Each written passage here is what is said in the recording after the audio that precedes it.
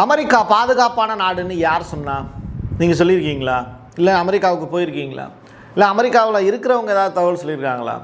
இன்றைக்கி அமெரிக்கா முழுக்க முழுக்க பாதுகாப்பற்ற நாடாக மாறி போய் நிற்கிது. டொனால்டு ட்ரம்ப் அமெரிக்கா அதிபருக்கே பாதுகாப்பற்ற நிலை. நிம்மதியாக நைட்டு உட்காந்து சோறு திங்க கூட முடியல அப்படிங்கிறது தான் இங்கே இருக்கக்கூடிய பிரச்சனை. அப்படி என்ன பிரசாத் நடந்துச்சு அப்படின்னா, வாஷிங்டன் டிசியில் கரஸ்பாண்டன்ட்ஸ், அதாவது ஜேர்னலிஸ்ட் எல்லாருமே ஒன்று கூடி இருக்கக்கூடிய ஒரு மீட்டிங், ஒரு இரவு உணவு விருந்து. கரோலின் லிவிட் அவர்கள் கர்ப்பமாகி அவங்க வீட்டுக்கு போகிறாங்க, அதான் ஈவெண்ட்டு.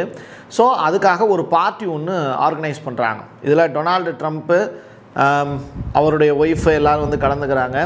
இதில் ஏகப்பட்ட நிகழ்வுகள் நடந்திருக்கு. துப்பாக்கி சூடுங்கிறது அதில் ரொம்ப முக்கியமானது.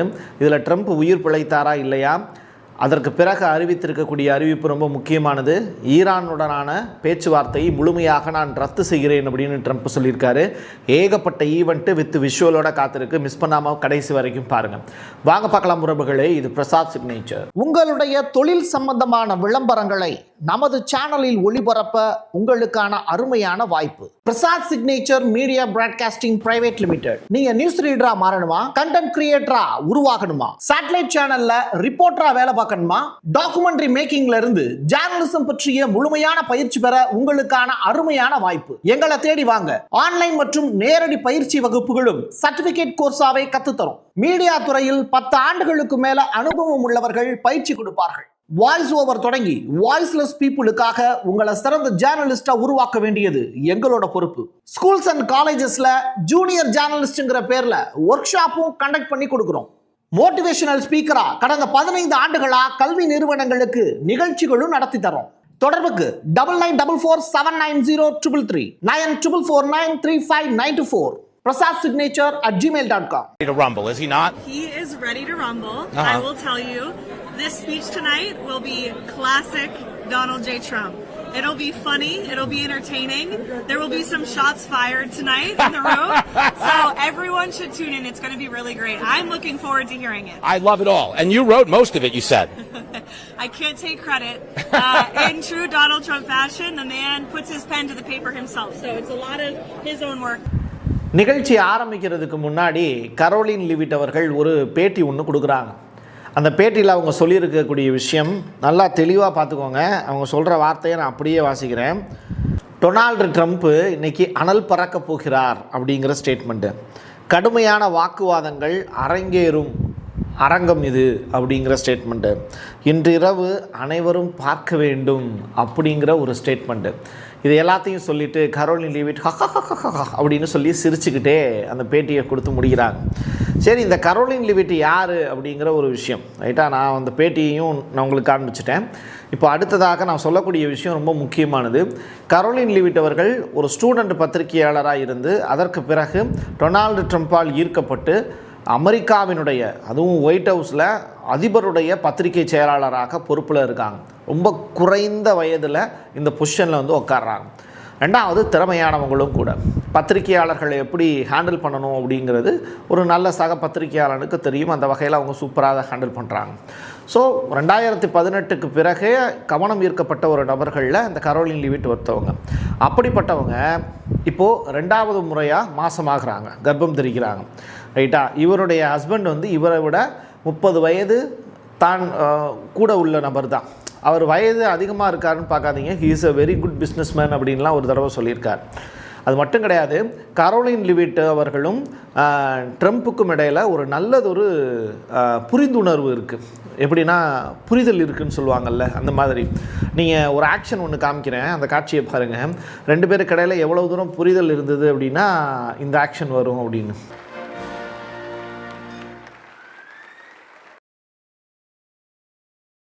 ரைட்ரா, இன்றைக்கி நைட்டு ரொம்ப சுவாரஸ்யமாக இருக்க போகுது அப்படின்னு சொல்லி ஒரு டின்னர் ஒன்றுக்கு எல்லாரும் ஆர்கனைஸ் பண்ணுறாங்க. ஸோ பத்திரிகையாளர் கரோலின் லிவிட் அவர்கள் வந்து தன்னுடைய கர்ப்பகால விடுமுறைக்காக வீட்டுக்கு போகிறாங்க. ஸோ அந்த போஸ்டிங்கில் யார் வந்து உட்கார போகிறான் அப்படிங்கிற பெருத்த எதிர்பார்ப்பு எல்லாருக்குள்ளேயும் இருக்குது. ஆனால் அந்த போஸ்டிங்கில் கரோலின் லீவிட் இருந்த இடத்துல யாரை உட்கார வைக்கிறது அப்படிங்கிறது ட்ரம்ப்புக்கே ஒரு பெரிய குழப்பம் தான். சரி, இதெல்லாம் ஒரு பக்கம் இருக்கட்டும். இப்படிப்பட்ட சுச்சுவேஷனில் ஒரு பார்ட்டி ஒன்று ஆர்கனைஸ் பண்ணுறாங்க. அது ரிப்போர்ட்டர்ஸ் எல்லாருமே ஒன்று சேர்றாங்க, கரஸ்பாண்டன்ட் எல்லோரும் ஒன்று சேர்றாங்க, ஜேர்னலிஸ்ட் எல்லோரும் ஒன்று சேர்றாங்க. வாஷிங்டன் டிசியில் ஒயிட் ஹவுஸில் நடக்கக்கூடிய ஒரு முக்கியமான ஒரு டின்னர். இதில் ட்ரம்ப்பினுடைய மனைவி மெலனியா இவங்க எல்லாருமே கலந்துக்கிறாங்க. ஸோ நல்ல ஒரு பிளாக் ட்ரெஸ்ஸில் அழகாக இவங்க 2 பேரும் வராங்க. கரோலின் லெவிட் அவர்கள் அவங்களோட மேடையை வந்து அலங்கரிக்கக்கூடிய நிகழ்வுகள்லாம் அரங்கேறுது. ஸோ உட்காடுறாங்க, சாப்பிட்றதுக்கு உட்கார போகிறாங்க. எல்லாருமே வந்து வித்தின் ஸ்பூன், இவங்கெல்லாம் வந்து பார்ன் வித் சில்வர் ஸ்பூன்பாங்கல்ல, இவங்கெல்லாம் கோல்டு ஸ்பூன் தான். அதனால் உட்காந்து சாப்பிட்றதுக்கு ரெடி ஆகும்போது டமார் டுமார்னு வந்து லாபியில் ஒரு பெரிய சவுண்டு ஒன்று கேட்குது. லாபியில் சவுண்டு ஒன்று கேட்ட உடனே எல்லாருக்குமே ஒரு பதற்றம் ஆகிடுது. என்னடா இது ஏதாவது சவுண்டு கேட்குது அப்படின்னு சொல்லி 5 முறை லாபியில் குண்டு சத்தம் கேட்குது. உடனே சத்தம் கேட்டோன்னே என்ன ஆகும், பெரிய ஷூட்டிங் நடக்குது அப்படிங்கிறது தெரிஞ்சு போச்சு. யாரோ ஒருத்தன் சொல்கிறான் அப்படின்னு. உடனே ட்ரம்ப்பு இவங்க மெலோனி எல்லாருமே வந்து டேபிளுக்கு கீழே குனிஞ்சிட்டாங்க. அப்படியே ஐயோ அம்மா அப்படின்னு. இதாயா பாதுகாப்பான நாடு, இதுக்காயா நீங்கள் வந்து கோல்டன் விசாலாம் கொடுக்குறீங்க? இந்த H1B விசா எடுக்கிறதுக்கு போய் சாகிறதுக்காக நம்ம வந்து போய் H1B விசாலாம் எடுக்கிறதுக்கு போகிறோம். அங்கே போய் இவ்வளோ கஷ்டப்பட்டு எதுக்கு வேலை ஆகணும்? நம்ம ஊரில் அழகாக நிம்மதியாக வாழ்ந்துட்டு போயிடலாமே. இப்படிப்பட்ட பாதுகாப்பற்ற ஒரு நாடு, உலகத்துக்கே எதிராக செயல்படக்கூடிய ஒரு நாடு, அது மட்டும் இல்லை ஈரான் மீது தேவையற்ற முறையில் போர் நடத்தக்கூடிய நாடு. அப்படிப்பட்ட நாட்டில் ஒரு திடுத்துப்புன்னு வந்து அதிபருக்கே பாதுகாப்பு கிடையாது. அப்போ அதிபர் தப்பானவங்க நினச்சி குடிமக்கள் யாரோ ஒருத்தர் வந்து சுடுறாரு. உள்ளே வந்து யார் அட்டாக் பண்ண வர்றாருன்னு உங்களுக்கே தெரியுது, ரைட்டா? அப்போ ட்ரம்ப் மேலே தான் அவருக்கு பயங்கர காண்டு. உள்ளே என்ட்ராகிறாரு. லாபிலே வச்சு அவரை கைது செய்கிறாங்கங்கிறது அல் ஜசீராவினுடைய ரிப்போர்ட்டு. சில செய்தி சேனல்கள் அவரை சுட்டு தான் பிடிச்சாங்க அப்படிங்கிற மாதிரியான செய்தியை சொல்கிறாங்க. அப்போ 5 முறை வந்து துப்பாக்கியால் சுடப்பட்ட நபர் வந்து யார் அப்படிங்கிறது இன்னும் ரிவீல் ஆகலை. இது ஃபஸ்ட்டு விஷுவல் தான் நான் உங்களுக்கு கொடுக்குறேன். அடுத்தடுத்த செய்திகளை அது டெவலப் ஆகும். சரி, இப்போது சுட்டு பிடிச்சிட்டாங்கல்ல. அதற்கு பிறகு லாபி ஃபுல்லாகவே வந்து ஒரு பெரிய அது தொடர்பான விஷுவல் உங்களுக்கு நான் காண்பிக்கிறேன். ரொம்ப அப்படி என்கேஜ் ஆகுறாங்க எல்லாருமே. என்கேஜ் ஆகி டேபிளுக்கு கீழேலாம் சில பேர் அப்படியே பதுங்கி கிடக்குறாங்க. ஒரு லேடிலாம் வந்துட்டு நல்ல வேளை நான் கீழே வந்துட்டேன் அப்படின்னு சொல்லி அந்த காட்சிகள்லாம் ரொம்ப அழகாக பதிவு செய்கிறாங்க. ஸோ இது எல்லாமே வந்து ஒன்றும் பெரிய ஒரு எப்படி சொல்கிறது, ஒரு திரைப்பட காட்சிகள்லாம் இல்லை. ஜஸ்ட் நவ் இப்போ நடந்திருக்கக்கூடிய நிகழ்வுகள் தான். இதுதான் அமெரிக்காவினுடைய தற்போதைய சுச்சுவேஷன். அமெரிக்கா உலகத்தில் பாதுகாப்பற்ற நாடாக மாறிக்கொண்டு இருக்கிறது. யாரும் அமெரிக்காவுக்கு போகாதீங்க. சரி, ட்ரம்ப் உயிரோடு இருக்காரா, தப்பிச்சிட்டாரா அப்படின்னு கேட்டால் கரோலின் லெவிட்டு ட்ரம்ப்பு எல்லாம் தப்பிச்சு போயிட்டாங்க. அதுக்கு பிறகு ட்ரூ சோஷியல் பக்கத்தில் டக்குன்னு ஒரு பதிவு ஒன்று போடுறாரு ட்ரம்ப்பினுடைய PA. என்ன தெரியுமா, இந்த நிகழ்வு நல்லபடியாக நடந்திருக்கணும், ஆனால் நடக்கலை. மறுபடியும் இந்த நிகழ்வுக்கு வந்து நம்ம ஆர்கனைஸ் பண்ணுவோம். ஸோ மறுபடியும் இந்த நிகழ்வு நடந்தேறும், கவலைப்படாதீங்க அப்படிங்கிற ஸ்டேட்மெண்ட் சொல்லி முடிக்கிறார்.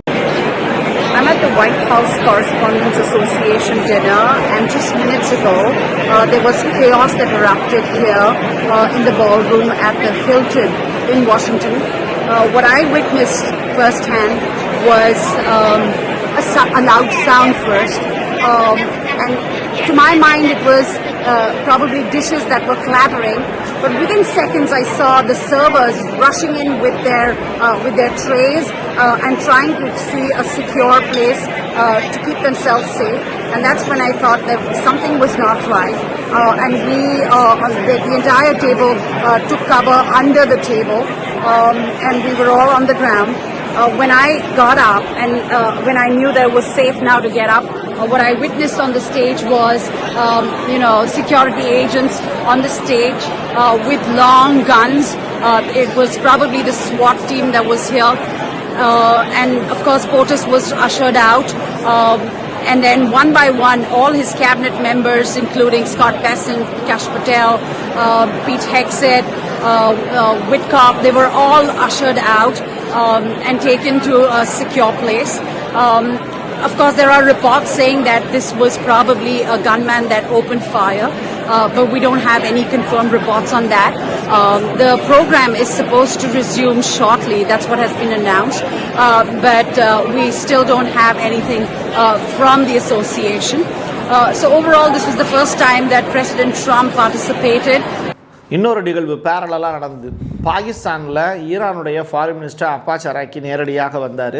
அதற்கு பிறகு அந்த மீட்டிங்கில் யாரோட பேசினாருன்னா அமெரிக்காவை சேர்ந்த அதிகாரிகள்கிட்ட பேசவே இல்லை. முழுக்க பாகிஸ்தான் தூதரவு சேர்ந்த அதிகாரிகள்கிட்ட மட்டும் பேசிட்டு மஸ்கட்டுக்கும், ஓமனில் இருக்கக்கூடிய மஸ்கட்டுக்கும், மாஸ்கோவுக்கும், அதாவது ரஷ்யாவுக்கும் கிளம்பி போயிட்டார் அப்படிங்கிற தகவல். இது ரொம்ப ரொம்ப ஆபத்தான ஒரு விஷயம் அப்படின்னு சொல்கிறாங்க. காரணம் என்னென்னா, டெலிகேட்ஸ் வந்து அமெரிக்காவோட டெலிகேட்ஸ் விட்காஃப் அவர்களும் ட்ரம்பினுடைய மருமகனே பாகிஸ்தானுக்கு நேரடியாக வந்திருக்காங்க. இவங்க யாரையுமே சந்திக்கவே இல்லை.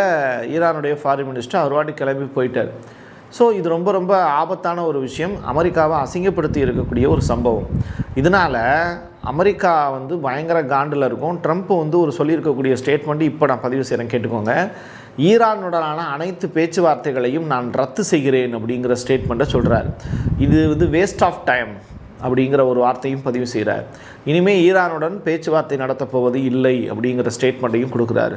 இது மிகவும் ஆபத்தானது அப்படின்னு நீங்கள் நினைக்கிறது எனக்கும் புரியுது. அடுத்த கட்டமாக ஈரானுக்கு எதிராக மிடில் ஈஸ்டில் 3 கப்பல்களை, போர்க்கப்பல்களை அனுப்பிச்சிருக்காரு. என்ன நடக்க போகுது அப்படிங்கிறது தெரியல. மிடில் ஈஸ்ட் முழுவதுமே தன்னுடைய பாதுகாப்பு வீரர்களையும் அனுப்பி வச்சுருக்கார், போர் வீரர்களை அனுப்பிச்சி வச்சுருக்கார். அவங்க யாரும் திருப்பி ரிட்டர்ன் ஆகலை. யுஎஸ் காங்கிரஸில் இது பேசுபொருளாக மாறியிருக்கு. யுஎஸ் காங்கிரஸினுடைய அனுமதியே இல்லாமல் 3 மாத காலங்கள் வந்து தொடர்ச்சியாக போர் பண்ணுறதுக்கான வாய்ப்புகளை உருவாக்கிக்கிட்டார். இனிமே வந்து அந்த படை வீரர்களை திருப்பி எடுப்பதற்கான வாய்ப்பு மட்டும்தான் 1 மாதம் கொடுப்பாங்க யுஎஸ் காங்கிரஸில். ஸோ குடியரசுக் கட்சியினர் பயங்கர காண்டில் இருக்காங்க ட்ரம்ப் மேலே. ட்ரம்ப்பை பதவியில் விட்டு நீக்கலை அப்படின்னா அமெரிக்கா வந்து முழுக்க முழுக்க அச்சுறுத்தலுக்கு உள்ளான நாடாக மாறி போயிடும். ஸோ இதுதான் ரொம்ப அமெரிக்கா வந்து சேஃப் அப்படின்னு சொல்லக்கூடியவங்க யாருமே இனிமேல் அப்படிப்பட்ட வார்த்தையை சொல்ல மாட்டாங்க. இந்தியர்களே அங்கேருந்து வெளியேறக்கூடிய ஒரு நிலைக்கு உண்டாயிடுச்சு. இதுதான் அங்கே இருக்கக்கூடிய நிலை. ஸோ இந்தியர்கள் எல்லாருமே வெளியில் வர்றாங்க அப்படின்னா அமெரிக்கா பாதுகாப்பற்ற நாடுங்கிறத உலகம் உணர ஆரம்பிச்சிடும். ஸோ மக்கள் யாரும் வெளியில் வர்றதுக்கான வாய்ப்புகள் இருக்குன்னா இப்போவே வந்துடுங்க. America not good country. அதாவது மேகங்களை தடுத்து நிப்பாட்டி அதன் மூலியமாக மழை வர்றதை தடுத்து நிப்பாட்டினாங்க அமெரிக்கா இங்கே ஈரானில் கடந்த 40 ஆண்டுகளமாக. இது தொடர்பாக மெமரி டிவிக்கு ஒருத்தர் கொடுத்த பேட்டியை வந்து நீங்கள் பார்க்க முடியும். அதற்கு பிறகு வந்து இப்போ ஈரான் முழுவதும் மழை பெஞ்சிக்கிட்டு இருக்குங்கிற விஷயம். ஸோ அமெரிக்காவினுடைய ரேடார்களை எல்லாத்தையும் உடைச்சதனுடைய விளைவு தான் இன்றைக்கி ஈரானில் வந்து மழை பெய்யுது அப்படிங்கிற ஒரு சுச்சுவேஷன். இதை வந்து ஈரான் எப்படி தனக்கு சாதகமாக பயன்படுத்திட்டாங்கன்னா, இவ்வளவு காலம் மழை வர்றதை தடுத்து நிப்பாட்டினதே அந்த ரேடார் தான் அப்படிங்கிற சுச்சுவேஷனை உருவாக்கியிருக்காங்க. இப்போ அந்த ரேடார்லாம் உடைக்கப்பட்டுருச்சு அப்படிங்கிற செய்தி. சரி, இது ஒரு பக்கம். ரேடாருக்கும் மேகத்துக்கும் இதெல்லாம் என்ன சம்மந்தம் அப்படின்னு கேட்டால், இப்போ நான் ஒரு காட்சி ஒன்று காண்பிக்கிறேன். இது அமெரிக்காவினுடைய வாகனம். இந்த வாகனத்திலேருந்து வெளியாகக்கூடிய ஒரு ரசாயனம் என்ன அப்படிங்கிறத பாருங்கள். இதன் மூலியமாகவும் சில விஷயங்களை அமெரிக்கா செஞ்சுருக்காங்க ஈரானில். இப்போ அது எல்லாமே தடுத்து நிப்பாட்டப்பட்டிருக்குங்கிறாங்க. ஒட்டுமொத்தமாக ஈரான் இந்த போரில் வெற்றி பெற்றது எப்படின்னா, இயற்கை அரணையும் காப்பாற்றியிருக்காங்க, மழை அளவு அப்படிங்கிறதையும் அதிகப்படுத்தியிருக்காங்க. அமெரிக்காவோட ரேடார், இராணுவ உபகரணங்கள் இது எல்லாத்தையும் அடித்து உடச்சிட்டாங்க. அமெரிக்கா கிட்ட போர் பண்ணுறதுக்கு ஆயுதங்கள் இல்லை.